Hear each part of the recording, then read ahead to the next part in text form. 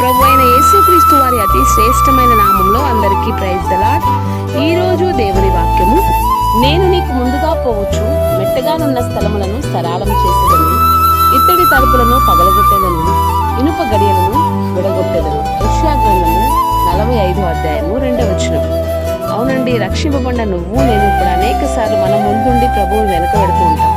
అందుకే అనేక సమస్యల్లో చిక్కుకుంటూ ఉంటాం. అయితే ప్రభు సెలవిస్తున్నాడు, ప్రభు యొక్క అధికారానికి మనం ఒప్పుకుంటే ఆయన మన ముందు నడుస్తాడు.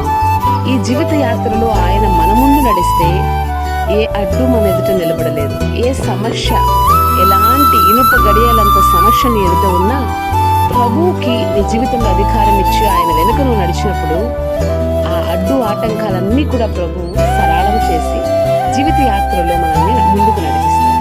కనుక ప్రభు యొక్క అధికారానికి ఒప్పుకుందాం, దీవించబడదాం. దేవుడి మాట